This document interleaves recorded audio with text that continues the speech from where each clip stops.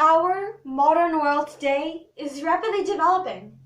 Improving each day, there are always new, modernized technology to be tested, new ideas waiting to be pursued, and new programs to be carried out. We know that the people of today do not look back.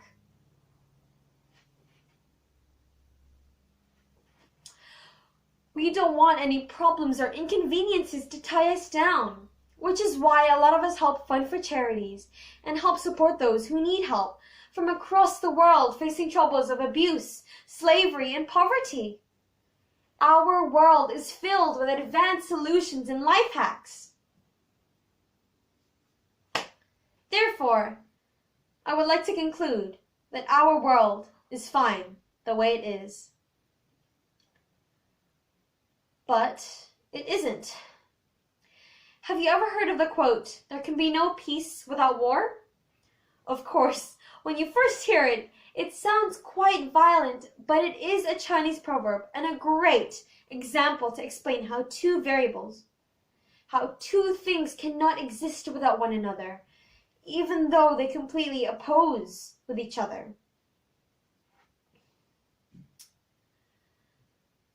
That coin cannot exist anymore because the true balance that makes up its existence is tempered and completely imbalanced. In other words, there are many examples and proof as to why women are being treated unfairly. And cutting off pay just because of who they are isn't right, just like every other example regarding this issue, like violence and cruel treatment towards them.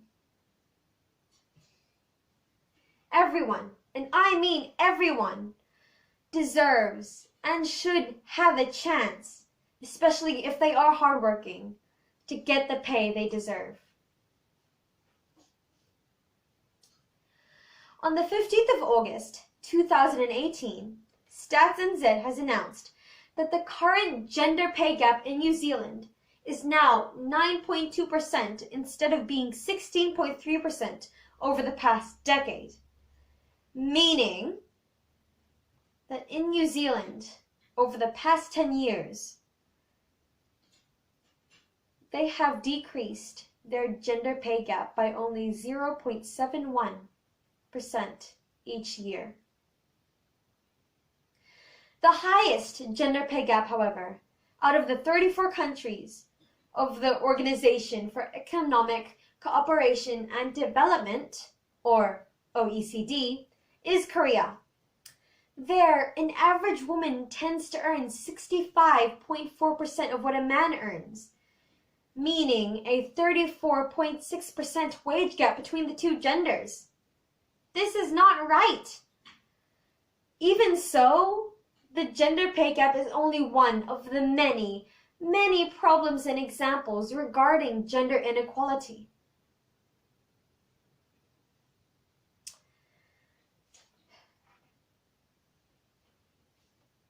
There are so much more that we could do to balance the scales of gender equality. And we can start right now to finish what Kate Shepard, Malala Yousafzai, and many others have started. New Zealand.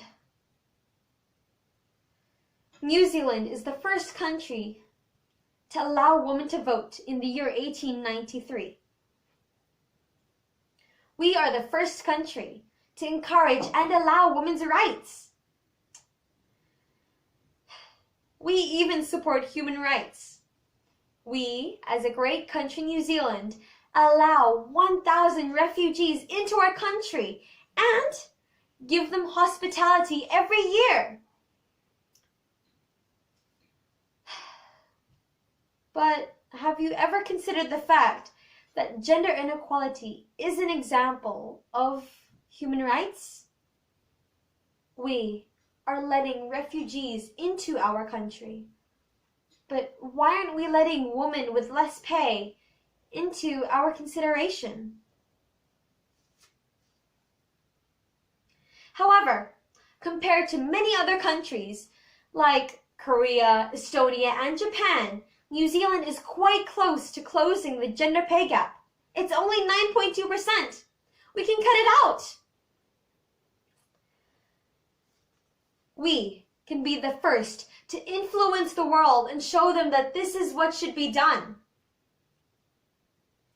And in due time, I can guarantee you that the whole world can take up on this action.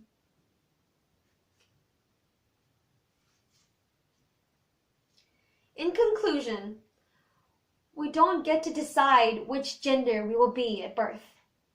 It is not something that we can choose, and we should just be proud of who we are.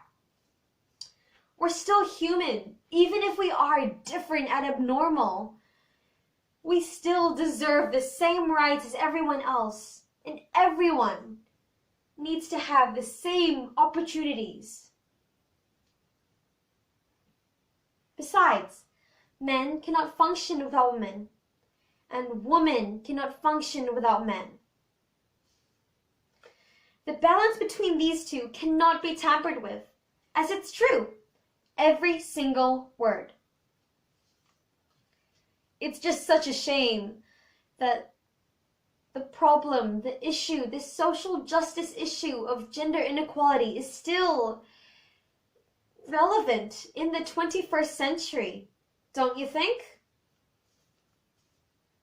My name is Annaliese Zapata.